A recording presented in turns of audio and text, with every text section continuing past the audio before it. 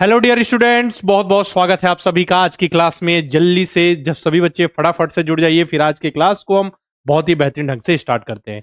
Good evening to all of you. Good evening बेटा आयुष, लावण्या, आभास, है ना। जल्दी से जुड़ जाइए। फिर जो हमारा चैप्टर बचा था, कौन सा चैप्टर था हमारा?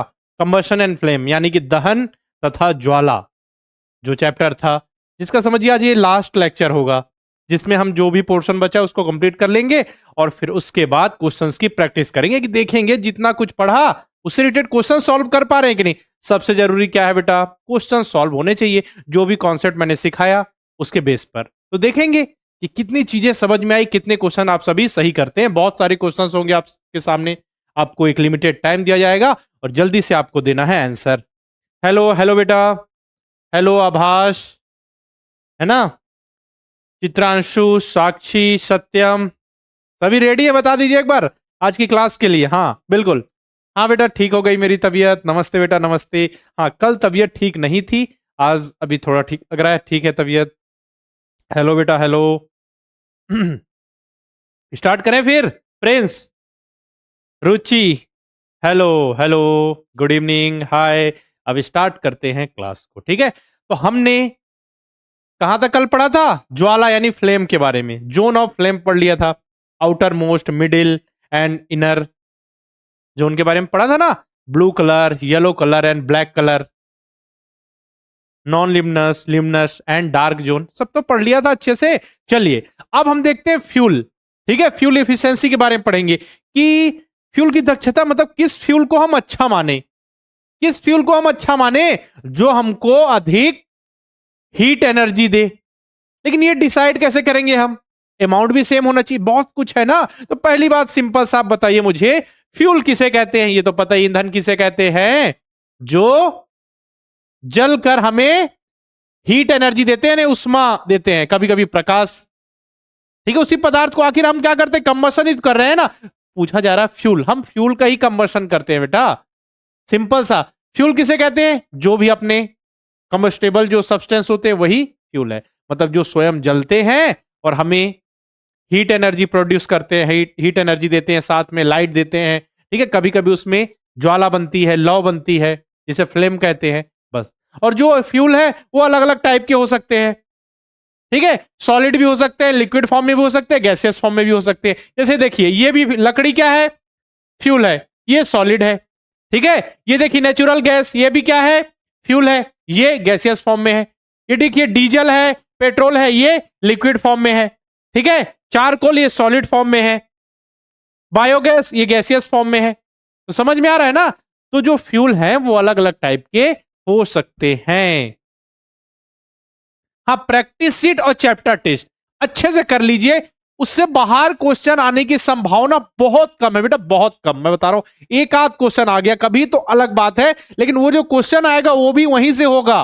मतलब उसमें हो सकता है कि अलग से कुछ कॉन्सेप्ट पूछ लिया जाए या आपको ज्यादा दिमाग लगाने को बोल दिया जाए। सब कुछ पढ़ाया हुआ आएगा, कुछ बाहर से आना ही नहीं है। कैसे आएगा जब सिलेबस उतना ही है, पढ़ा उतना ही जा रहा है, उससे ज्यादा आपसे क्वेश्चंस ज्यादा से ज्यादा आपको प्रैक्टिस सीट में दिए जा रहे हैं, चैप्टर टेस्ट में दिए जा रहे हैं, फिर बचा क्या? कुछ नहीं, ठीक है ना। तो फ्यूल के बारे में देख लिया। अच्छा ये बताइए, आप अपने घर में, मतलब घरेलू यूज के लिए, औद्योगिक यूज के लिए कौन कौन से फ्यूल का यूज करते हैं? मतलब डोमेस्टिक एंड इंडस्ट्रियल यूज के लिए मैं पूछ रहा हूं, कौन कौन से फ्यूल का यूज होता है जनरली? बताइए जल्दी से। जनरली हम किसका यूज करते हैं? लकड़ी का यूज करते हैं, चारकोल का यूज करते हैं, और किसका यूज करते हैं? एलपीजी का यूज करते हैं। बहुत बढ़िया, ठीक है। लकड़ी का यूज करते हैं, चारकोल का यूज करते हैं, पेट्रोल करते हैं, केरोसिन का यूज करते हैं, और किसका यूज करते हैं? क्या क्या यूज करते हैं हम घरेलू स्तर पर और इंडस्ट्रियल में, जो नॉर्मल, ठीक है, घरेलू और औद्योगिक में, ठीक है। किसका इसका मैंने बताया आपको? वुड, लकड़ी का यूज करते हैं, ठीक है। चारकोल का यूज करते हैं, एलपीजी का यूज करते हैं, और पेट्रोल डीजल का यूज करते हैं,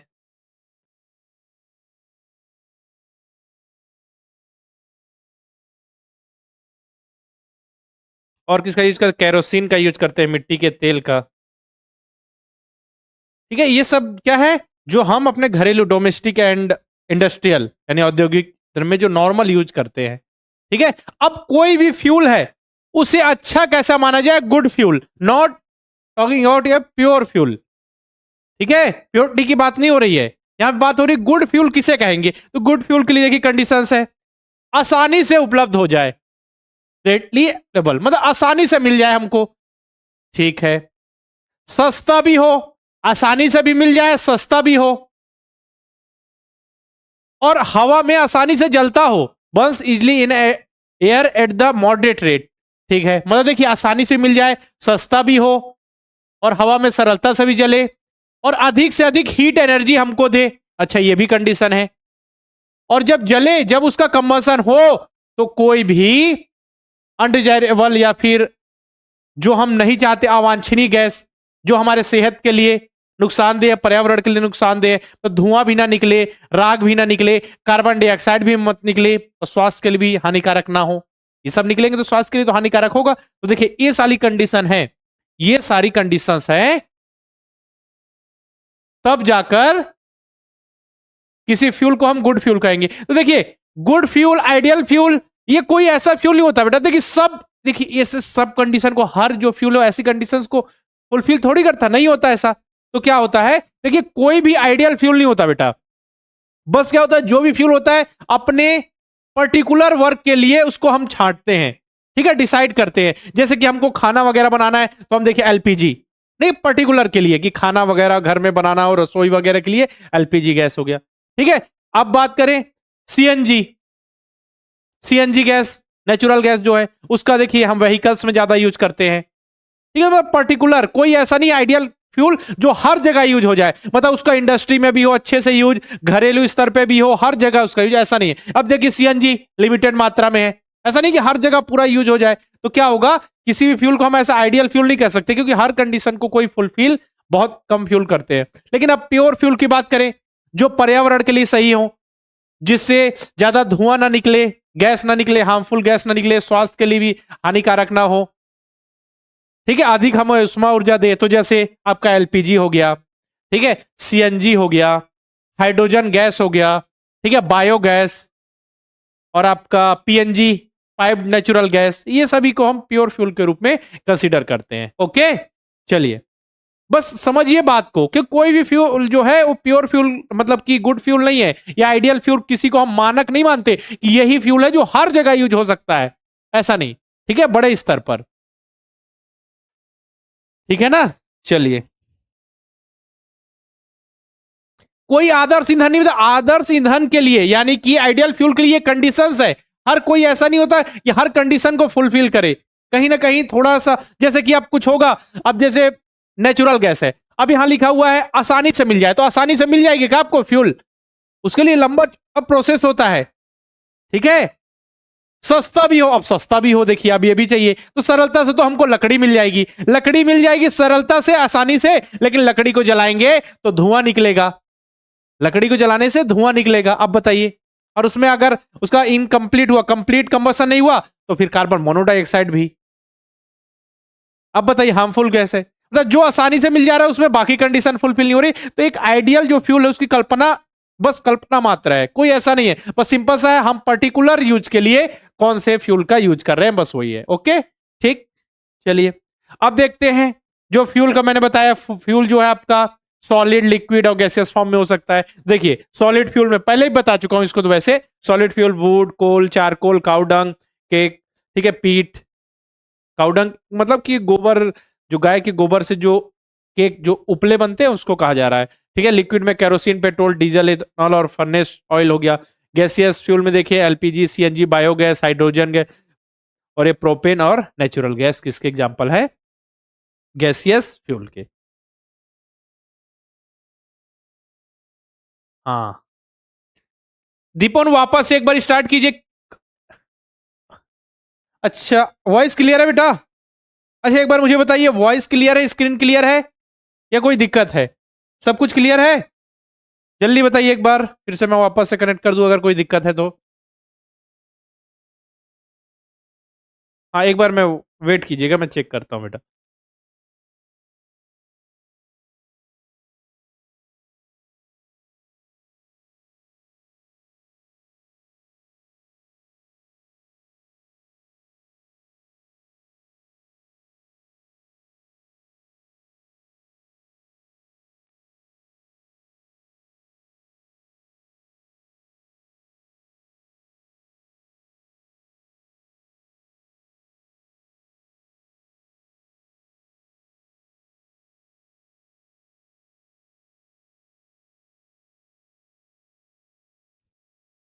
हाँ रिकनेक्ट हो गया, जल्दी से बताइए। क्लियर है बेटा? ठीक है, क्लियर है, हाँ बिल्कुल। अब कोई दिक्कत खत्म, सब कुछ क्लियर है ना, स्क्रीन वगैरह? अच्छा रिकनेक्ट हो रहा है, चलिए अभी हो जाएगा, तुरंत सही हो जाएगा। रैंकिंग में बताऊंगा बेटा, रैंकिंग में बताऊंगा, बस एक बार सभी बच्चे लिख दीजिए सर जी क्लियर है, कोई दिक्कत नहीं है। तो फिर हम आगे कंटिन्यू करें, ठीक है ना? चलिए, बहुत ही इंपॉर्टेंट टॉपिक आने वाला है, ठीक है? फ्यूल इफिशियंसी, फ्यूल इफिशियंसी यानी कि ईंधन दक्षता। अब हम ये बताइए कि किसी भी ईंधन को हम कैसे बोलेंगे कि अच्छा है? हम हीट एनर्जी के रूप में, मतलब उष्मा ऊर्जा, कितना उष्मा ऊर्जा उससे मिल रहा है उस बेसिस पे डिसाइड करते हैं। जैसे आपको मैं एग्जांपल दे रहा हूं, ठीक है? कि आपको मैं दे दे रहा हूं केरोसिन, ठीक है? एलपीजी गैस है, केरोसिन है, और साथ में एक और मैं दे दे रहा हूं चारकोल, ठीक है? और गोबर के जो उपले बनाए जाते हैं, ठीक है, वो भी है, ठीक है? अब चारों आपके पास है और मैंने ले लिया कि 1 लीटर पानी दे दिया आपको, चलिए इसको गर्म कीजिए, ठीक है? तो उष्मा ऊर्जा क्या डिसाइड करेगी? हीट एनर्जी डिसाइड करेगी किसमें? पानी को उबालने के लिए दिया ना, कि सब में, सब तो फ्यूल है, सब में उबालिए आप। मैंने अमाउंट सेम ले लिया, किसका? पानी का। अब इसको उबालिए जल्दी से, पानी को। और जो हमने फ्यूल लिया उसकी भी जो क्वांटिटी है वो भी सेम है। अब बताइए किसमें पानी जल्दी उबलेगा, किसमें पानी जल्दी उबलेगा? बताइए बताइए, किसमें पानी जल्दी उबलेगा? मैंने क्या क्या चीजें दी है आपको? मैंने दी है बेटा, क्या क्या? चारकोल, ठीक है? चारकोल आपको दिया, ठीक है? कोल, कोल दे दिया, समझिए कोयला दिया। काऊ डंग दे दिया मैंने आपको, दे दिया यहाँ पे केरोसिन दे दिया, और मैंने दे दिया एलपीजी दे दिया। 4 चीजें मैंने दी हैं और आपसे बोला है कि पानी को उबालिए, और सेम अमाउंट भी है। तब क्या होगा?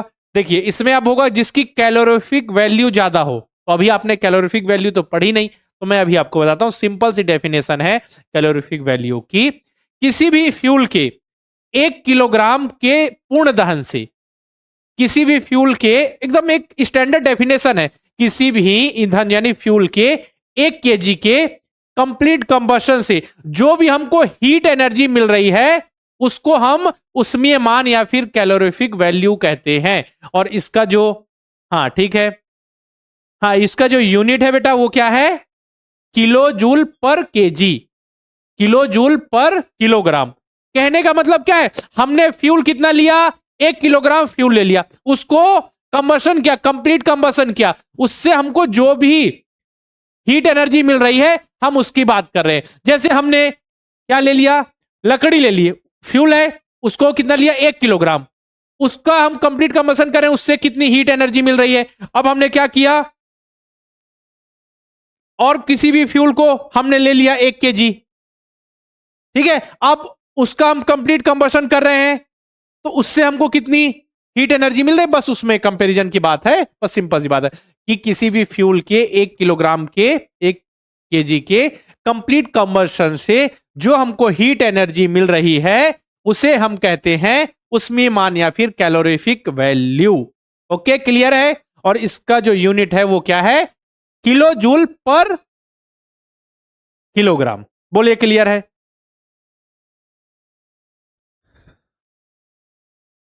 ठीक है ना? चलिए,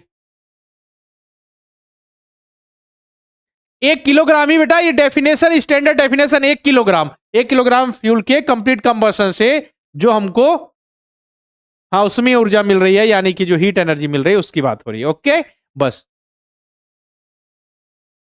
कहने का मतलब बेटा सिर्फ इतना ही है, ज्यादा दिमाग इसमें लगाना नहीं है। क्या है कि हमने क्या किया? सेम अमाउंट ऑफ जितने भी फ्यूल है उसको ले लिया, सेम अमाउंट, तो हमने यहाँ पे 1 केजी को स्टैंडर्ड मान लिया, 1 केजी ले लिया। अब उसका हमने कंप्लीट कंबशन किया, तो जितनी भी हीट एनर्जी मिल रही है, उसमें ऊर्जा मिल रही है, उसकी वैल्यू यहां लिखी हुई है। और जिसकी भी उसमें ऊर्जा ज्यादा होगी, यानी कि जिसकी भी कैलोरीफिक वैल्यू ज्यादा होगी, उससे हमको ज्यादा हीट एनर्जी मिलेगी। बस सिंपल सी बात है, बस इतना ही तो है, उसी से हमको ज्यादा हीट एनर्जी मिलेगी। ओके, चलिए आगे बढ़ें। अब देखिए, अब हम कर रहे हैं कंबशन, यानी कि फ्यूल को हम जला रहे हैं। ठीक है, जो भी हमारे फ्यूल्स हैं, ईंधन है, उसको जला रहे हो, तो उसके हमने इफेक्ट तो देख लिए कि हमने क्या क्या क्या शुरू से देख रहे हैं, हम कंबशन देख रहे हैं, कौन कौन से कम्बस्टिबल सब्सटेंस है, कौन कौन से नॉन कम्बस्टिबल सब्सटेंस है, इसके बाद हमने एयर का क्या रोल है, आग कैसे लगती है, फिर आग को कैसा बुझाया जाए, बहुत कुछ हमने देख लिया। अब इसके हानिकारक प्रभाव लिखे, है ना, कि harmful effect of burning of fuel, मतलब कि ईंधन के दहन की, ईंधन के दहन के हानिकारक प्रभाव। तो हानिकारक प्रभाव क्या है? जब देखिए किसी फ्यूल को हम जला रहे हैं तो कंप्लीट कंबशन नहीं हुआ बेटा, इनकंप्लीट हुआ, कंप्लीट कंबशन नहीं हुआ, इनकंप्लीट कंबशन हुआ, तो उसमें से क्या होता है? पॉइजनस गैस निकलती हैं, जैसे कि आपका कार्बन मोनोडाइऑक्साइड, ठीक है, जो आपके स्वास्थ्य के लिए, एटमॉस्फेयर के लिए, ठीक है, बहुत ज्यादा हानिकारक होती है। ठीक है, देखा होगा आपको बंद कमरे में कोयला जलाना खतरनाक होता है, जैसे बंद है दरवाजा, आपका पूरा बंद है, कहीं से भी एयर नहीं आ रही है, अब अगर वहां पे आप कोयला जलाएंगे तो बिल्कुल नुकसानदेह होगा। ठीक है, देखिए जो भी क्या होगा, कार्बन मोनोडाइऑक्साइड गैस उत्पन्न हो रही है, तो वहां पे व्यक्ति जो भी है, इंसान है, उसकी मृत्यु भी हो सकती है। कई बार आपने देखा होगा कि आपका पूरा रूम बंद है और जो मच्छर वाली अगरबत्ती आती है ना एक, उसको आप जला लेंगे 2-3, तो धुआं ऐसा भर जाता है, तो आपको खुद घुटन महसूस होती है। किसने किसने ये देखा है?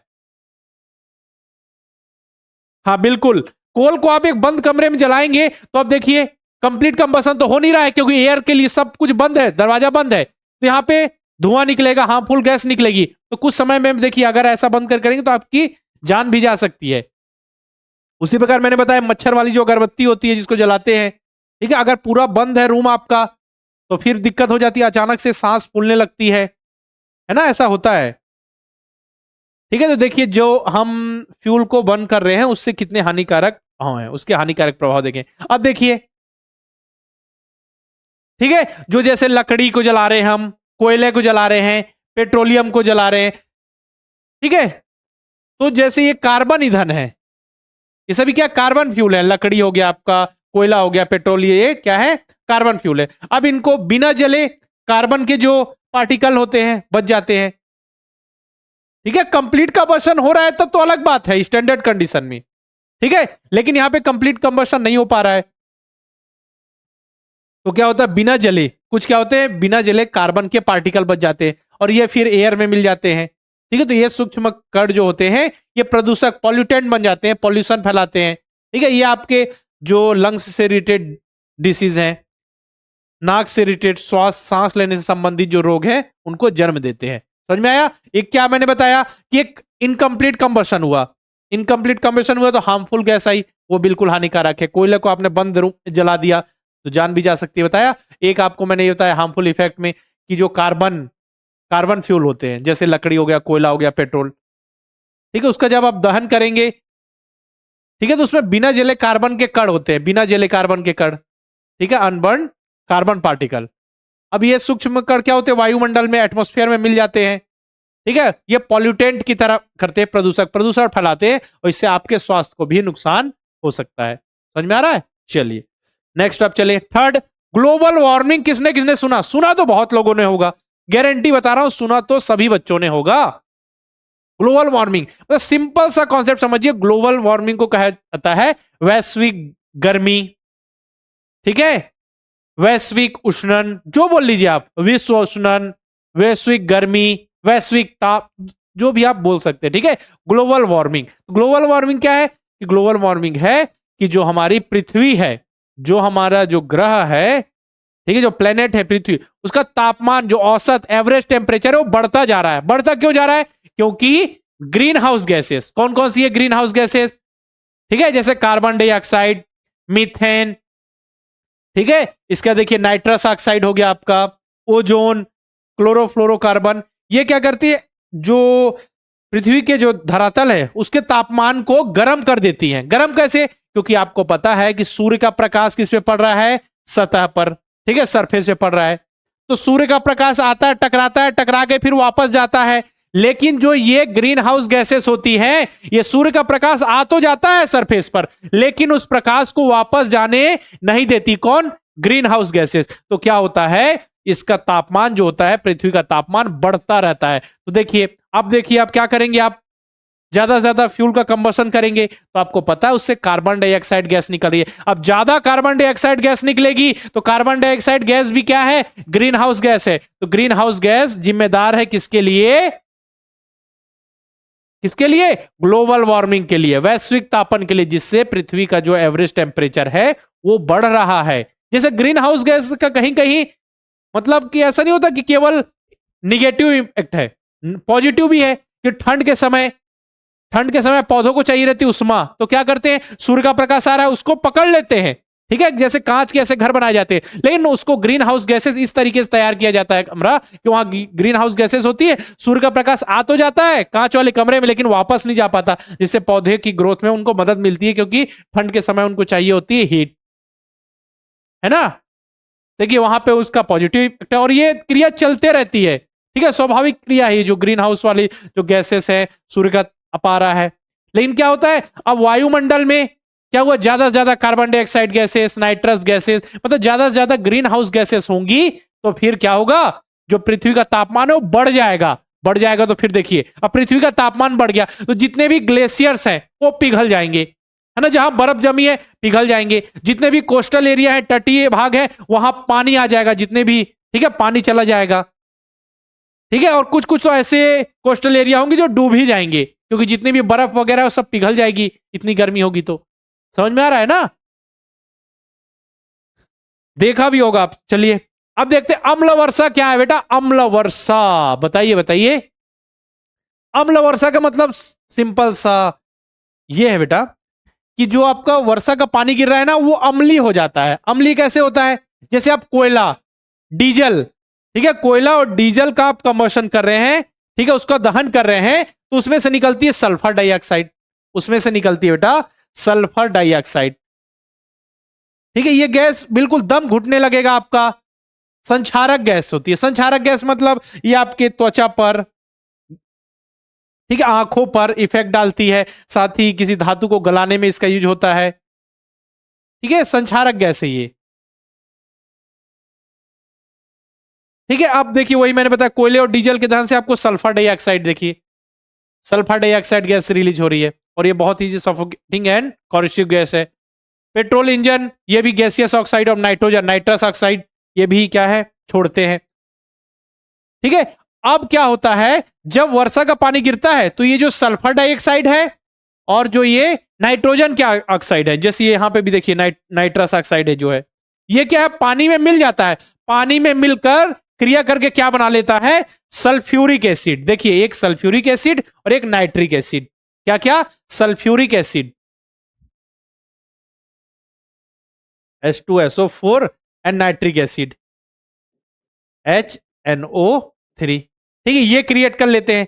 है पहले क्या, सल्फर डाइऑक्साइड है प्लस नाइट्रस ऑक्साइड है। अब ये पानी से क्रिया कर, पानी का फॉर्मूला क्या होता है, H2, उससे क्रिया करके H2SO4 एंड HNO3 मतलब sulphuric acid and nitric acid बना लेते हैं, ठीक है। अब जो पानी की प्रकृति हो जाती है वो हो जाती है अम्लीय, क्योंकि पीएच वैल्यू कम हो जाती है। आपको पता है 7 अगर पीएच वैल्यू हो तो उदासीन न्यूट्रल, 7 से कम क्या होता है, एसिड, और 7 से ऊपर बेस, क्षार, पता है ना। अब पानी अम्लीय हो गया तो ये जो अम्ल वर्षा होती है, जो एसिड रेन होती है, ये देखिए जो फसल है उनके लिए बिल्कुल नुकसानदेह होती है, ठीक है, भवनों के लिए, मिट्टी के लिए बहुत ज्यादा हानिकारक होती है। इसलिए इसके लिए फसलों के लिए, मिट्टी के लिए, भवनों के लिए, अब ये पानी गिर रहा है, मतलब वो जो पानी आ रहा है उसमें ये जो सल्फर ऑक्साइड, सल्फर डाइऑक्साइड है और जो नाइट्रस ऑक्साइड है वो मिल गए हैं, जिससे उसकी प्रकृति अम्लीय हो गई है। क्या हो गई, अम्लीय, यानी कि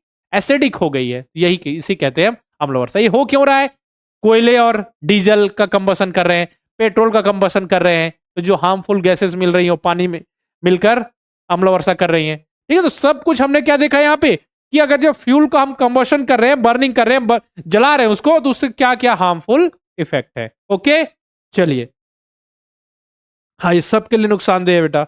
चलिए जल्दी से बता दीजिए जितना भी मैंने बताया क्लियर है या नहीं, जल्दी से बोलिए, अभी तक बोलिए जल्दी से। पूरा चैप्टर यहाँ पे फिनिश हो चुका है, फिनिश, स्वाहा, चैप्टर का हमने कर दिया स्वाहा।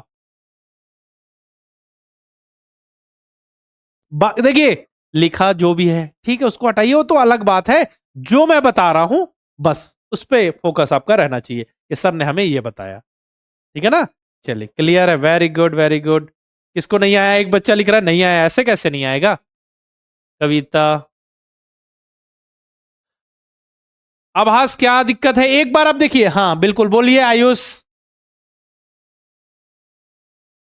मजा आ गया? चलिए, देखिए हमने शुरू से क्या क्या पढ़ा, आ गया ना सबको? Very good. देखिए मैंने क्या बोला, शुरू से हमने क्या क्या पढ़ा। सबसे पहले हमने कंबशन के बारे में पढ़ा, दहन क्या होता है, ठीक है। दहन के बाद हमने पढ़ा कि कुछ कुछ सब्सटेंस ऐसे होते हैं जिनमें दहन होता है, जिसे हम कहते हैं कंबस्टिबल सब्सटेंस, यानी दाह्य पदार्थ। किसी किसी में नहीं होता, जिसमें नहीं होता उसे अदाह्य या फिर क्या बोला जाता है, नॉन कम्बस्टिबल सब्सटेंस कहा जाता है ना। चलिए, सब कुछ आ गया, वेरी गुड। अब इसके बाद हमने क्या पढ़ा? इसके बाद हमने पढ़ा कि एयर का क्या रोल है, ठीक है, कंबशन के लिए क्या क्या चीजें जरूरी है। किसी का दहन करना है तो क्या क्या चीजें जरूरी है? एक तो फ्यूल जरूरी है, एयर जरूरी है मतलब ऑक्सीजन, और एक है इग्निशन टेम्परेचर। फिर हमने इग्निशन टेम्परेचर के बारे में पढ़ा। इग्निशन टेम्परेचर क्या होता है? इग्निशन टेम्परेचर वो टेम्परेचर है जिसपे वह न्यूनतम टेम्परेचर जिसपे कोई पदार्थ अपने आप जलने लगता है, बस उसे इग्निशन टेम्परेचर तक पहुंचा दीजिए। इसके बाद हमने देखा कि दहन के बारे में पढ़ा, कंबशन की टाइप ऑफ कंबशन, कौन कौन से कंबशन होते हैं, है ना। उसमें हमने रैपिड पढ़ा, स्पॉन्टेनियस पढ़ा, इसके बाद हमने एक्सप्लोजन पढ़ा, विस्फोट के बारे में, और खुद से जो तेजी से जिसमें कंबशन होता है। एक है स्पॉन्टेनियस, अपने आप जिसमें स्वतः खुद से दहन होने लगता है, ठीक है, ये पढ़ लिया। इसके बाद हमने आग के बारे में पढ़ा, ठीक है, कि आग कैसे लग रही है, आग लग रही है, ठीक है, आग लग जा रही है, अब आग को बुझाया कैसे जाए, तो उसके लिए हमने फायर एक्सटिंग्विशर के बारे में पढ़ा। तो नॉर्मल हम क्या यूज करते हैं आग को बुझाने के लिए? नॉर्मल तो पानी करते हैं, नॉर्मल, ठीक है। लेकिन अब देखिए तेल पेट्रोल की आग को कैसे बुझाया जाए, इलेक्ट्रिक जो इक्विपमेंट है उनकी आग को कैसे बुझाया जाए, तो इसके लिए मैंने आपको बताया कार्बन डाइऑक्साइड गैस के सिलेंडर, साथ ही फोम, है ना, फोम सिलेंडर, साथ में आपको मैंने बताया कि वाटर के कैनन बड़े बड़े आते हैं, उनका यूज किया जाता है, ठीक है। और साथ में आपको, है ना, बेकिंग सोडा बताया था ना, बेकिंग सोडा वगैरह जो पाउडर डाला जाता है जिससे वो किसमें, कार्बन डाइऑक्साइड में चेंज हो जाते हैं। ये सब तो मैंने आपको बताया ही था, ठीक है। इसके बारे में हमने पढ़ा फ्लेम के बारे में, कि बताइए अब कंबसन हो रहा है, कंबसन से हमको क्या मिल रही है, क्या मिल रहा है? उष्मा एनर्जी, यानी उष्मा ऊर्जा, यानी हीट एनर्जी मिल रही है। अब हीट एनर्जी मिल रही है, साथ में हमको लाइट भी मिल रही है, कभी कभी लौ भी बनती है, यानी फ्लेम बनता है। तो फ्लेम कब बनता है? जब जो भी पदार्थ होता है वाष्पित होता है, वेपराइज होता है तब, या फिर गैसियस फॉर्म में चेंज होता है तब बनती है वेपर, मतलब कि फ्लेम। फ्लेम के बारे में अब फ्लेम के अलग अलग जोन बताया कि सबसे ज्यादा टेम्परेचर बाहर वाले में होता है, आउटर मोस्ट, फिर मिडिल वाला, बाहर वाले कलर ब्लू होता है, सबसे ज्यादा टेम्परेचर भी फिर येलो, मिडिल वाला, ठीक है, लास्ट में फिर ब्लैक जो डार्क जोन होता है, वहां टेम्परेचर सबसे कम होता है, ये भी बता दिया। यहां तक हम सारी चीजें क्लियर कर चुके थे, ठीक है। इसके बाद आज मैंने फ्यूल के बारे में बताया, फ्यूल इफिशियंसी बता दिया, जो harmful effect of burning of fuel के बारे में बताया कि अगर हम जो फ्यूल है ईंधन का दहन कर रहे हैं तो उससे कौन कौन से हानिकारक प्रभाव, कौन से नुकसान हो सकते हैं, ठीक है। तो इसमें हमने क्या क्या देखा, एक तो इनकम्प्लीट कंबशन हुआ तो क्या होगा, हार्मफुल गैसेस निकलेंगी। एक है जो कार्बन के पार्टिकल रहेंगे, ठीक है, तो उससे भी स्वास्थ्य संबंधी बीमारी और पॉल्यूटेंट की तरह वर्क करेंगे। इसके बाद हमने ग्लोबल वार्मिंग, फिर एसिड रेन के बारे में पढ़ा, मतलब सारी चीजें हमने पढ़कर कर दी कंप्लीट। अब बारी है क्वेश्चन प्रैक्टिस की, रेडी हो जाइए। चलिए, कौन कौन रेडी है जरा बताइए तो, जल्दी से बोलिए कि हम रेडी हैं सर, हम रेडी हैं, बस क्वेश्चन का समझा दीजिए, बस क्वेश्चन की प्रैक्टिस करा दीजिए, रेडी फॉर क्वेश्चन। ब्लू वाला समझ में नहीं आया? क्या समझ नहीं आया बेटा? ब्लू वाला जो सबसे outer most non luminous zone जो होता है, ब्लू जोन, सबसे बाहर वाला जो हल्का हल्का जो दिखता है, जैसे कि जब आप रसोई की गैस, एलपीजी गैस जलाएंगे, ठीक है, तो वहां पे जो दिखता है वहां क्योंकि कंप्लीट कंबसन हो रहा है, जो ब्लू वाला होता है ना वहां कंप्लीट कंबसन होता है, सबसे ज्यादा हीट वहीं होती है बेटा, सबसे आउटर मोस्ट पार्ट होता है, उसमें चमक नहीं होती, ठीक। Ready for question? चलिए, पहला क्वेश्चन आपकी स्क्रीन पर ये रहा। कितने करोड़ का क्वेश्चन है ये चलिए, ये क्वेश्चन है आपका 1,000 रुपए का क्वेश्चन। चलिए, 1,000 रुपए का पहला क्वेश्चन आपकी स्क्रीन पर ये रहा। विच of the following is not a combustion, निम्नलिखित में से कौन सा दहन नहीं है? बताइए दहन किसे कहते हैं? क्या बताया था? जब कोई पदार्थ वायु की उपस्थिति में जलकर हमें हीट एनर्जी देता है, कभी कभी लाइट भी देता है, मतलब कि कभी कभी फ्लेम प्रोड्यूस करता है, उसे हम कहते हैं दहन। क्या आंसर आएगा?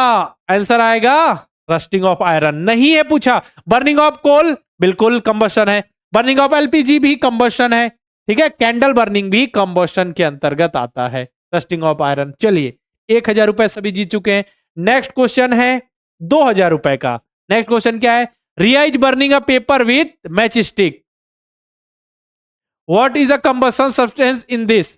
रिया माचिस से कागज जला रही है, माचिस से कागज जला रही है, तो बताइए इसमें ज्वलनशील पदार्थ कौन सा है?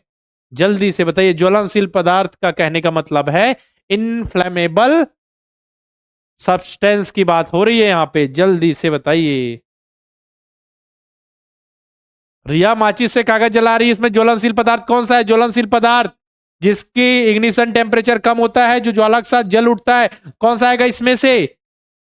माचिस से कागज जला रही तो कागज ही तो आएगा, पेपर ही तो आएगा जो इनफ्लेमेबल सब्सटेंस है या फिर कम्बस्टिबल सब्सटेंस है। ठीक है, चलिए।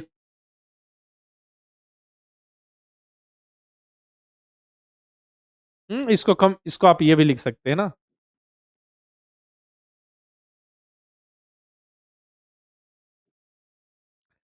Inflammable substance. ठीक। देखिए आपके उसमें अलग से जिक्र नहीं किया गया किसका जो टेम्परेचर होता है कितना होता है, ये अलग से जिक्र नहीं किया गया है। हाँ, तो उसको आपको एक्स्ट्रा उसमें दिमाग लगाने की जरूरत नहीं कि किसका इग्निशन टेम्परेचर कितना है, बस याद रखिए। ठीक है, आपको खुद आइडिया लग जाएगा। ऐसे क्वेश्चंस आएंगे आपके पास। इग्निशन टेम्परेचर जिसका कम है, समझिए वहां आग जल्दी लग जाएगी। चाहे इग्निशन टेम्परेचर ज्यादा, मतलब कि उसको आग लगा पहुंचाने तक, हमको उसको आग लगानी तो बहुत टाइम तक उसको टेम्परेचर देना पड़ेगा, मतलब बहुत समय में लगेगी, मतलब कि सिंपल सी बात आप समझ जाएंगे। जैसे लकड़ी को जलाने में बहुत समय लगता है, कागज जलाना तुरंत जल जाएगा, है ना। चलिए नेक्स्ट क्वेश्चन। अब है क्वेश्चन 5,000 रुपए का। In our body food is broken down by reaction with oxygen and heat is produce, what is the process similar to? हमारे शरीर में भोजन ऑक्सीजन की प्रतिक्रिया से टूटता है और उष्मा उत्पन्न होती है। क्रिया किसके समान है? ये भी मैंने बताया था ना। हमारे शरीर को जरूरत होती है किसकी? भोजन की। ठीक है, फूड की जरूरत है हमारे शरीर को। लेकिन अब मैंने क्या बताया कि फूड की जरूरत है तो ये हमारे लिए फ्यूल की तरह है। ठीक है, भोजन ऑक्सीजन की से प्रतिक्रिया करके टूट जाता है। ठीक है, ब्रोक डाउन हो जाता है। इसके बाद हमको मिलती है उष्मा ऊर्जा। ऊर्जा मिलती है, एटीपी के रूप में संचित होती है, बताया था ना। तो ये किसकी तरह है? फ्यूल की तरह। ठीक है, फ्यूल की तरह वर्क करता है, तो ये कंबशन है। ये भी एक प्रकार का दहन है। ये भी एक प्रकार का दहन है। ठीक ठीक ठीक। अच्छा सर मेरा पैसा मांग रहे हैं, पहले क्वेश्चन सॉल्व कीजिए। इतना कुछ सीख रहे हैं, तुरंत पैसा चाहिए। अभी हम 5,000 पे पहुंचे हैं ना। लास्ट में बताइए सभी करोड़पति बन गए या नहीं? ठीक है, कितने? 8,000 हो गए क्या? अच्छा चलिए क्वेश्चन नंबर 4। ये भी क्या है? कंबशन एक प्रकार का। ठीक है, जो हम भोजन करते हैं, भोजन ऑक्सीजन से क्रिया करके टूट के हमें एटीपी के रूप में ऊर्जा देता है, ये भी एक प्रकार का कंबशन है।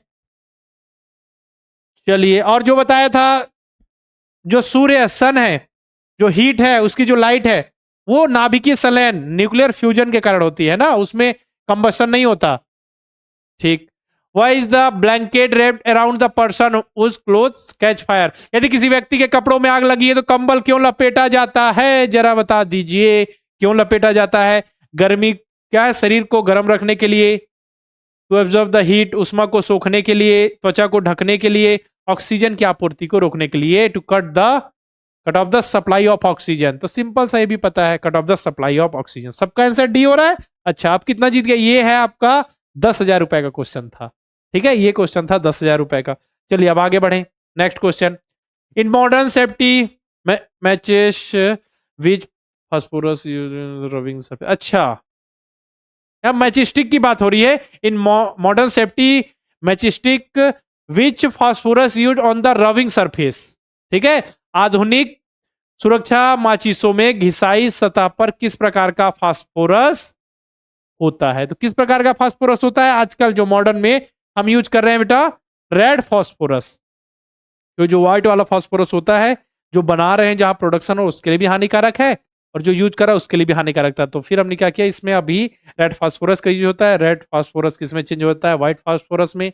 बाकी जो उसमें भी जो भी केमिकल्स होते हैं वो रिएक्शन होके अपने इग्निशन टेम्परेचर तक पहुंचकर फिर जल उठती है। जो माचिस होती है ना, मैचिस स्टिक, हाँ, मैच बॉक्स में एक फ्रिक्शन वाला एयर रहता है, उससे आप ऐसा करते हैं, उसको फ्रिक्शन मिलता है तो अपने इग्निशन टेम्परेचर तक पहुंच जाता है। ऑप्शन नंबर सी करेक्ट है। चलिए नेक्स्ट क्वेश्चन है 20,000 रुपए का, क्वेश्चन नंबर 6। क्वेश्चन नंबर 6 क्या है? विच of the following is the inflammable substance. बताइए निम्नलिखित में कौन सा ज्वलनशील पदार्थ है? बताइए जरा जल्दी से बता दीजिए।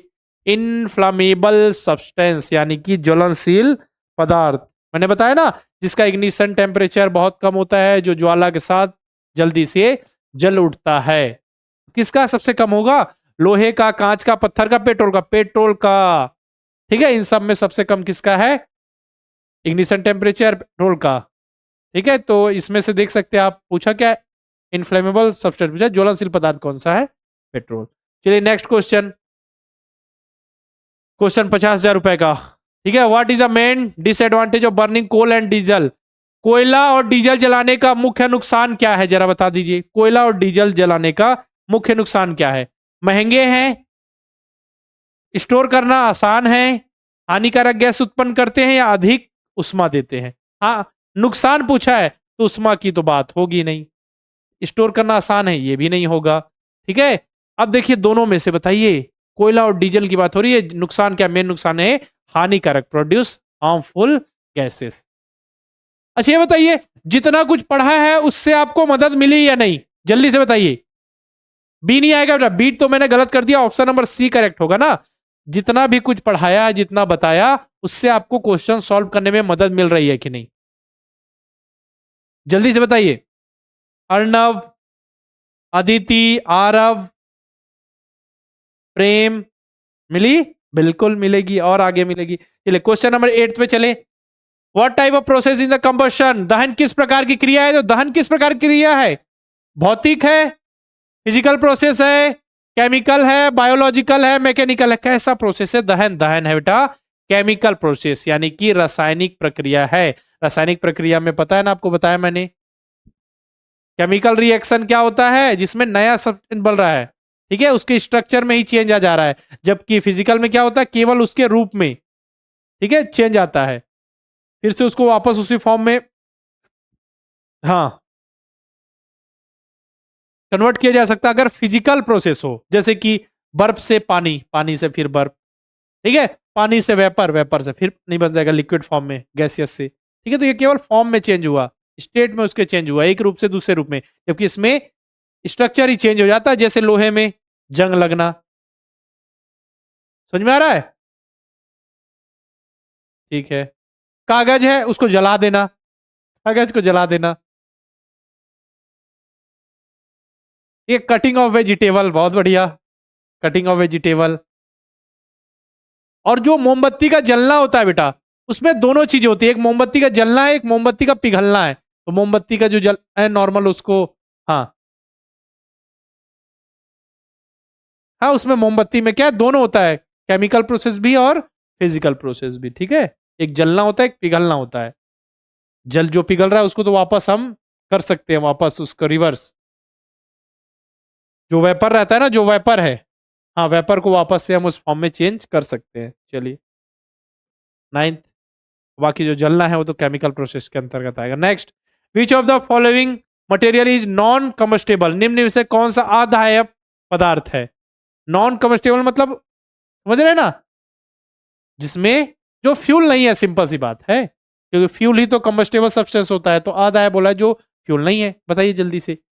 भूसा यानी स्ट्रॉ, लोहे की कीले, मिट्टी का तेल, कागज। सिंपल सा, आयरन नील। ठीक है, आयरन नील्स, यानी कि लोहे की कीले क्या है, इसमें से कंबस्टिबल सब्सटेंस नहीं है। नेक्स्ट क्वेश्चन में चले, question number 10। What is a best fire extinguisher for inflammable substance like petrol. Petrol जैसे ज्वलनशील पदार्थों की आग बुझाने के लिए सबसे उपयुक्त तो अग्निशामक कौन सा है? जल्दी से बताइए। मैंने बताया है पेट्रोल के लिए या फिर ऑयल के लिए अगर हमको आग, उसकी लगी आग को बुझानी है, फायर एक्सटिंग्विशर का यूज करना है, तो हम जल का यूज नहीं करते, क्योंकि जल क्या होता है? तेल से, ऑयल से क्या होता है? भारी होता है, तो वो उसके अंदर जाके बैठ जाता है, और जो हमारा फ्यूल है वो तो डायरेक्ट ऑक्सीजन से कनेक्ट कर लेता है, तो आग जलती ही रहती है, बुझती नहीं है। ठीक है, तो इसमें हम यूज करते हैं कार्बन डाइऑक्साइड, क्योंकि कार्बन डाइऑक्साइड गैस ऑक्सीजन से भारी होती है, जो भी फ्यूल जहां आग लगी उसको चारों ओर से आग को घेर लेता है। कौन? कार्बन डाइऑक्साइड, जिससे आग, अब ऑक्सीजन से हमने उसका कनेक्शन ही हटा दिया, सप्लाई रोक दी ऑक्सीजन की, तो फिर आग बुझ जाती है धीरे धीरे, है ना। चलिए क्वेश्चन नंबर 11 पे चले। विच of the following help extinguishing fire by the removing one और मोर इसेंशियल एलिमेंट ऑफ कंबशन। निम्नलिखित में से कौन सा उपकरण दहन के एक या अधिक आवश्यक घटकों को हटाकर आग बुझाने में सहायक होता है या सहायता करता है? माचिस नहीं, फ्यूल टैंक नहीं, फायर एक्सटिंग्विशर अग्निशामक जी हाँ, गैस बर्नर नहीं। कुल मिला के पूछा जा रहा है, ठीक है, आग बुझानी है, आग लगी हुई है, ठीक है। एक या एक से अधिक घटक कहने का मतलब क्या है? हम देखिए, ये तो वहां से छोटे स्तर पे क्या करते हैं, कभी कभी हम करते हैं, जैसे लकड़ी में आग लगी, उस लकड़ी को ही हटा दे, मतलब फ्यूल को ही हटा दे। लेकिन बड़ा घर है, घर में आग लगी, तो हमारा पूरा घर फ्यूल है, तो फ्यूल को हटा सकते हैं क्या? नहीं। तो हम क्या करते हैं? कनेक्शन, क्योंकि तीनों क्या है? साइक्लिक प्रोसेस है, तीनों में से एक को आप डिस्टर्ब कीजिए, आग बुझ जाएगी। ठीक है, हमने क्या किया? जो वायु का प्रवाह आ रहा है उसको ही रोक दिया, वहां ब्लॉकेज कर दिया। समझ में आ रहा है? मतलब कि वही है कि एक या एक से अधिक घटकों को हम हटा दें तो आग बुझ जाएगी। ठीक है, option number C. Question number 12, what are the 3 requirement for producing fire. आग उत्पन्न करने के लिए 3 आवश्यकताएं कौन सी है? बताइए कौन कौन सी रिक्वायरमेंट बताया तो? Fuel, air and heat. देखिए यहां पे ये तो गलत हो गया, ये भी गलत हो गया, ये भी गलत। क्या है यहाँ पे? Fuel, air and heat. Heat मतलब इग्निशन टेम्परेचर तक पहुंचाना है हमको, उष्मा। इग्निशन टेम्परेचर तक अगर कोई पहुंचा तो फिर आग लग जाएगी, बिल्कुल। Option number D. Question number 13, what is generally use to control fire. आग पर नियंत्रण पाने के लिए सामान्यतः किसका प्रयोग किया जाता है? जरा बता दीजिए, जरा जल्दी से बता दीजिए। आग पर नियंत्रण पाना है, कंट्रोल पाना है, तो जनरली हम किसका यूज करते हैं? जनरली बात हुई है, सामान्यतः। नॉर्मल आपने देखा हो कहीं आग लगी, उसमें हम पानी फेंक रहे होते हैं, ठीक है। नॉर्मली किसका यूज करते हैं? पानी। ऐसा थोड़ी होता सबके घर में ऐसे कार्बन डाइऑक्साइड गैस के सिलेंडर्स होंगे। इसीलिए यहाँ पे क्वेश्चन में लिखा हुआ है कि नॉर्मली हम किसका यूज करते हैं? पानी का यूज करते हैं, बस। हाँ ठीक है, very good.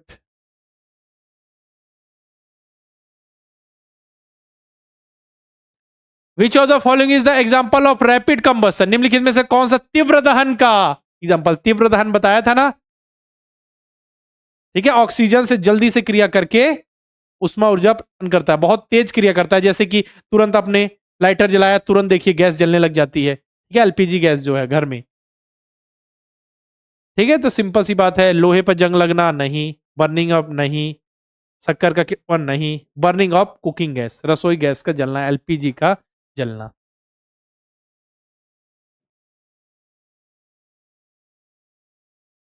Liquefied petroleum gas. चलिए, very good very good very good. Aarav 14 समझ में नहीं आया। अदिति, यहां पे लिखा हुआ देखिए, कंबशन मतलब दहन 3 प्रकार के होते हैं, एक है रैपिड, एक स्पॉन्टेनियस और एक एक्सप्लोजन।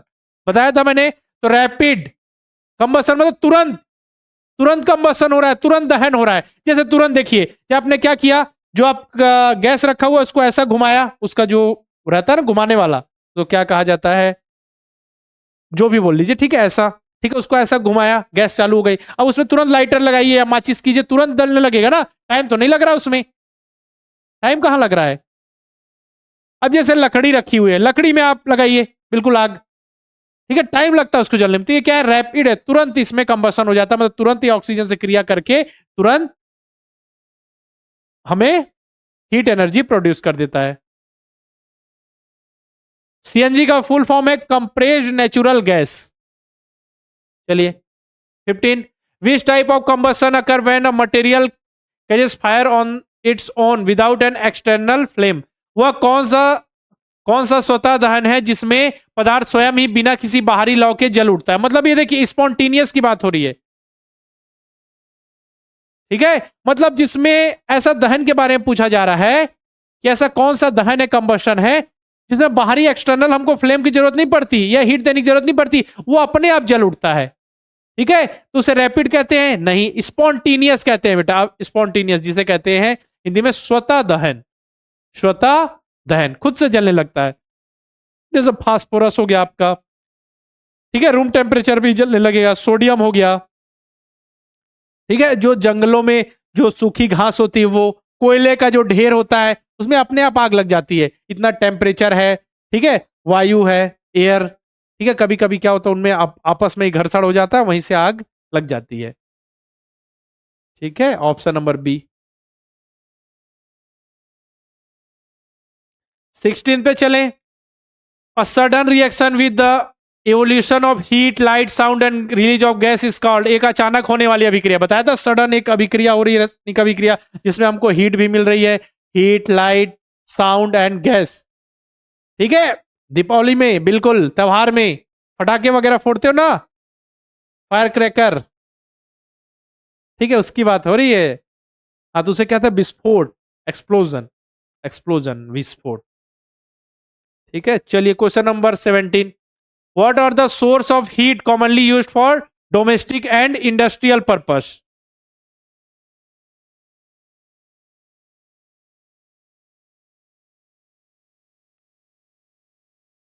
बताइए। अभी मैंने शुरू में बताया कि डोमेस्टिक एंड इंडस्ट्रियल पर्पस से हम किन किन फ्यूल का यूज करते हैं, मतलब कि उष्मा ऊर्जा की जो स्रोत है, सोर्स ऑफ हीट एनर्जी, उसी को हम फ्यूल कह रहे हैं। तो किसका यूज करते हैं? नॉर्मल, बिजली, कोयला, बायोगैस। नॉर्मल किसका यूज करते हैं? देखिए, wood, coal, LPG and kerosene. Option number D, option number D. हाँ, अभी आपको मैं कैलोरीफिक वैल्यू याद कराऊंगा, उष्मीय मान, ठीक है, याद होना चाहिए। पक्का आपके एग्जाम में एक क्वेश्चन कैलोरीफिक वैल्यू से आएगा। एक टेबल आपको मिलेगी, उस टेबल को याद कर लीजिएगा। जैसे ये टेबल मैंने शायद आपको याद नहीं कराई ना, ठीक है, याद कर लीजिएगा। ये वाली जो टेबल है, इसका स्क्रीन एक बार कॉपी में इसको जरूर नोट कर लीजिएगा। यहां से एक क्वेश्चन जरूर आता है, ये वाला जो है कैलोरीफिक वैल्यू, ये है ना, इसको जरूर याद कर लीजिएगा। मतलब कि यहां पे बात हो रही है 1 kg फ्यूल के कंप्लीट कंबशन से जो एनर्जी मिल रही है, उसकी बात हो रही है। तो जिसकी भी कैलोरीफिक वैल्यू ज्यादा होगी, ठीक है, उससे ज्यादा उष्मा प्रोड्यूस होगी, सेम अमाउंट अगर सब कर ले तो, ठीक है। तो याद रखिए, काउ डंग यानी उपले, इसका देखिए 6000 से 8000 है। वुड यानी लकड़ी का 17000 से 22000 है। कोल यानी कोयले का 25000 से 33000 है। केजी पर क्या है? के जे पर किलोग्राम, मतलब कि किलो जूल पर किलोग्राम की बात हो रही है। पेट्रोल की कैलोरीफिक वैल्यू 45000, कैरोसिन की 45000, डीजल की 45000, मीथेन की 50000, सीएनजी 50000, ठीक है ना। और फिर देखें एलपीजी की 55,000, बायोगैस की 35,000 से 40,000 और हाइड्रोजन की 1.5 लाख, ठीक है। याद रखिए सबसे ज्यादा कैलोरीफिक वैल्यू किसकी है? हाइड्रोजन की। फिर उसके बाद किसकी है? एलपीजी की, फिर सीएनजी की। थोड़ा ध्यान रखिएगा ये सब, है ना। एक बार इसको नोट कर लीजिएगा कॉपी में। हाँ, इसको कॉपी में आप सभी नोट कर लीजिएगा। चलिए आगे सॉल्व करते हैं। इसमें भी क्वेश्चन आएंगे, कैसे क्वेश्चंस आते हैं मैं अभी आपको बताऊंगा।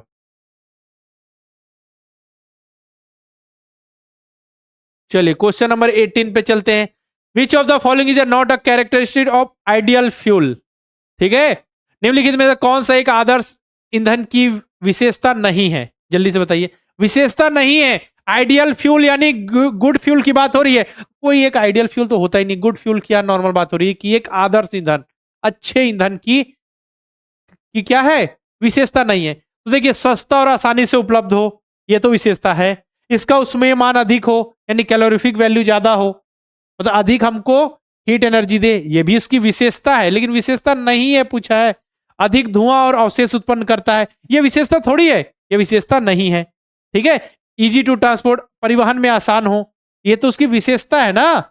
एक आदर्श ईंधन की आसानी से मिल जाए, सस्ता भी हो, एक जगह से दूसरे जगह आसानी से ले जाया जा सके, उसमें वह मान अधिक हो, ठीक है। और इसमें से हार्मफुल गैसेस भी ना निकले, स्वास्थ्य के लिए भी अच्छा हो, पर्यावरण को कोई नुकसान हो, इतनी सारी चीजें है ना। ठीक है, तो देखिए विशेषता नहीं है तो विशेषता ये वाली नहीं है, जो गलत है मतलब जो विशेषता नहीं वही अपना answer option number C. Option number C answer. A option कैसे होगा बेटा, ए ऑप्शन कैसे होगा जरा बताइए, ए ऑप्शन नहीं होगा। ठीक है, ऑप्शन नंबर सी पूछा कि विशेषता नहीं है, तो ये कहां विशेषता है, धुआं और अवशेष, स्मोक एंड रेसिड्यू मतलब निकले। पेपर में हिंदी इंग्लिश दोनों आएगा बेटा, हिंदी इंग्लिश दोनों आएगा, जिसमें भी ज्यादा नंबर आएंगे उसके मार्क्स कैलकुलेट होंगे। ठीक है, बाकी साइंस और मैथ्स के नंबर तो कैलकुलेट दोनों के ही होंगे कितने भी लाइए, लेकिन हिंदी और इंग्लिश में जिसमें ज्यादा आ रहे हैं उसको कैलकुलेट किया जाएगा। ओके, चलिए क्वेश्चन नंबर 19 में चले। What is the main reason for incomplete combustion in the yellow zone of flame, ज्वाला के पीले भाग में अपूर्ण दहन का मुख्य कारण क्या है, जरा बताइए। ऑप्शन बी कैसे, ऑप्शन बी इसलिए नहीं होगा बेटा, आदर्श ईंधन मतलब कि एक आइडियल फ्यूल, गुड फ्यूल की बात हो रही है, तो गुड फ्यूल की क्या कंडीशन है कि गुड फ्यूल हमें अधिक से अधिक हीट एनर्जी दे, तो ये सिंपल सा वही तो लिखा हुआ है, उष्मीय मान, उष्मा मान, यानी कैलोरीफिक वैल्यू अगर ज्यादा है तो ज्यादा हीट मिलेगी, ये तो उसका कैरेक्टरिस्टिक है ना, विशेषता है, हमको विशेषता नहीं है बतानी, ये विशेषता नहीं होनी चाहिए, धुआं थोड़ी निकलेगा, और जो भी शेष अवशेष जो बचते हैं वो निकले, ये तो विशेषता थोड़ी है। चलिए 19 में चले। ज्वाला के पीले भाग में अपूर्ण दहन, अपूर्ण इनकम्प्लीट कंबशन हो रहा है, मतलब क्या है, ऑक्सीजन की सीमित पूर्ति, लिमिटेड ऑक्सीजन सप्लाई, पूरी तरीके से ऑक्सीजन के प्रेजेंस में नहीं हो पा रहा है, पूरी तरीके से ऑक्सीजन की सप्लाई नहीं हो रही, इसलिए इनकम्प्लीट कंबशन हुआ। Option number C. बेटा अभी मैथ्स और उसकी क्लासेस चल रही है, साइंस की जब भी लैंग्वेज की क्लासेस स्टार्ट होंगी तो बता दिया जाए, घबराइए मत, समय से सिलेबस कंप्लीट हो जाएगा। ठीक है, if I am here no worry my dear. Okay, हाँ लिमिटेड ऑक्सीजन।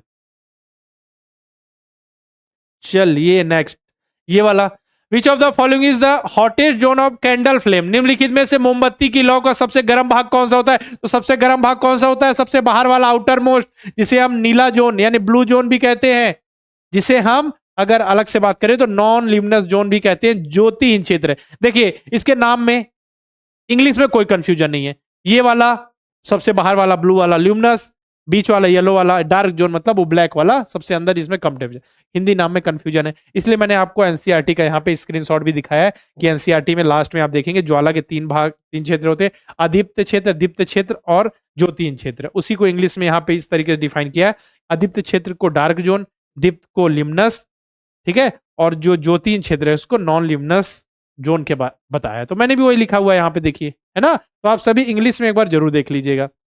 सबसे गर्म भाग कौन सा होता है, सबसे गर्म भाग बाहर वाला, जिसे हम कहते हैं नॉन ल्यूमिनस यानी ज्योतिहीन क्षेत्र। ठीक है, आपके बुक में एक जगह जो डार्क जोन है उसको एक जगह लिखा हुआ है अदीप्त क्षेत्र, और एक जगह लिखा हुआ है, एक जगह हाँ डार्क जोन को अदीप्त लिखा हुआ है, एक जगह नॉन ल्यूमिनस को अदीप्त लिखा, इसीलिए थोड़ा कंफ्यूजन हो रहा था, लेकिन यहां से एनसीईआरटी में जो डेटा है उसी को हमको बिल्कुल करेक्ट मानना है। ठीक है ना, चलिए तो ऑप्शन नंबर ए आपका करेक्ट है बिल्कुल। ल्यूमिनस मतलब येलो वाला, कौन सा, ये येलो वाला, ये ब्लू वाला, ये ब्लैक वाला। क्लियर, सी कैसे होगा बेटा, सबसे गर्म भाग, सबसे गर्म भाग, क्या पूछा है, विच of the following is the hottest zone of candle flame, तो कैंडल फ्लेम का सबसे ज्यादा गर्म भाग कौन सा था, बाहर वाला, बताया तो था बाहर वाला, फिर उसके अंदर आएंगे तो येलो, फिर अंदर लास्ट में अनबर्न्ड कार्बन, जो अनबर्न्ड जो उसका फ्लेम वो होता है ना, वेपर, वैक्स का जो वेपर होता है उसका, मतलब बिना जले मोमबत्ती का वास की वाष्प। ठीक है, तो वहां पे टेम्परेचर कम होता है, अंदर डार्क जोन में ब्लैक कलर से दिखता है। ठीक है, चलिए आंसर ए होगा। चलिए 21, पता है ना अंदर जो डार्क जोन होता है वहां पे क्या होता है, अनबर्न्ड वेपर ऑफ वैक्स, मतलब जो मोम है, मोम के जो बिना जले वाष्प। ठीक है, इसके बाद है what are the most fuel made of. अधिकांश जो ईंधन होते हैं किसके बने होते हैं? अधिकांश जो ईंधन होते हैं वो कार्बन और हाइड्रोजन के बने होते हैं। हाइड्रोकार्बन कहते हैं ना, हाइड्रोजन और कार्बन के ही बने होते हैं अधिकांश। देखिए 21 में डी किसने लिखा? Nitrogen oxygen. गलत है। अधिकांश जो फ्यूल होते हैं, सबसे ज्यादा जो मेनली फ्यूल होते हैं, मोस्ट फ्यूल किसके बने होते हैं? हाइड्रोजन और carbon. Carbon and hydrogen, option number B. अभी मैं पूछूंगा कितने करोड़ रुपए आपने जीत लिए, ठीक है ना। और जिन बच्चों ने गलत आंसर दिया होगा बिल्कुल उनको अभी उनके पैसे वापस आप सभी मुझे देंगे, है ना। जिन्होंने सही दिया होगा फिर जो बच्चे मुझे पैसे देंगे, जो जिन बच्चों ने गलत आंसर दिया उनके पैसे मैं जिन बच्चों ने सही आंसर दिया उनको दे दूंगा। देखो कितनी अच्छी तरीके, कितना अच्छा ट्रिक है ना। ठीक है, अब मैं पूछूंगा कितने क्वेश्चन आप सभी ने सही किए, और ईमानदारी से। अगर किसी ने 3 क्वेश्चन गलत किए तो लिखिए, किसी ने अगर पूरे क्वेश्चन सही किए तो सही सही लिखिए। केवल ये नहीं कि सर खुश हो जाएंगे हमने अगर पूरे क्वेश्चन सही किए, तो ये नहीं करना है। ठीक है, शुरू से ईमानदार रहिए। बिल्कुल गलत हुए, मान के लिए 5 गलत हो गए, लिखिए वहां पे। ठीक है, मदद मिलेगी बाद में, देखिएगा इसका फायदा होगा आपको। ठीक है, चलिए 22। विच of the following has the highest ignition temperature. निम्नलिखित में से किसका ज्वलन ताप सबसे अधिक होता है? ज्वलन ताप ज्यादा होगा मतलब आग देर से लगेगी, तो किसका सबसे ज्यादा होता है इग्निशन टेम्परेचर? लकड़ी का इसमें से। बाकी पेट्रोल में तुरंत आग लग जाएगी, मिट्टी में भी मिट्टी का जो कंबसन तुरंत हो जाएगा, एलपीजी का भी तुरंत हो जाएगा, लेकिन लकड़ी के कंबसन में, दहन में समय लगता है। एक बच्ची कह रही है सर पेटीएम कर देना। अच्छा, आप सभी पेटीएम जानते हैं? चलिए जल्दी से अब इसको देखिए।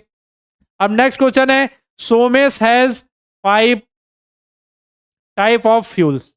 ठीक है, Somesh has 5 type of fuels: biogas, LPG, CNG, coal and diesel. If he burns the same amount of each fuel, in which of the following option is ordered to heat produce arrange from highest to lowest calorific value. मतलब कि simple सी बात है, जिसकी highest calorific value की वो ज्यादा heat energy देगा, उसी का हमको ज्यादा से कम के सीक्वेंस में लगाना है। ठीक है, मतलब घटते क्रम में, डिसेंडिंग ऑर्डर में। तो जो सबसे ज्यादा हीट देगा उसको सामने। ठीक है, तो एलपीजी से हमको कितनी ही वो मिल रही है बताइए? एलपीजी की कैलोरीफिक वैल्यू कितनी होती है किलो जूल पर किलोग्राम में? जल्दी बताइए। एलपीजी बताया था ना, एलपीजी का कितना बताया था? 55,000। सीएनजी 50,000। 50,000 क्या? किलो जूल पर किलोग्राम हीट एनर्जी जो प्रोड्यूस कर रहे हैं। अब डीजल की कैलोरीफिक वैल्यू बताइए। डीजल की डीजल की 45,000। ठीक है, बायोगैस एंड कोल की बता दीजिए जरा। बायोगैस एंड कोल की जो कैलोरीफिक वैल्यू है वो बता दीजिए जरा, कितनी होती है? ये देखिए यहां पे लिखा भी है, यहां पे आपको मिल जाएगा। बायोगैस की 35,000 से 40,000। ठीक है, 35 टू 40 के। ठीक है, 35 के टू 40 के, मतलब 35,000 से 40,000। इसके बाद देखिए, इसके बाद हम किसको देख रहे हैं? कोयला। कोयला कितना होता है? 25 से 33,000।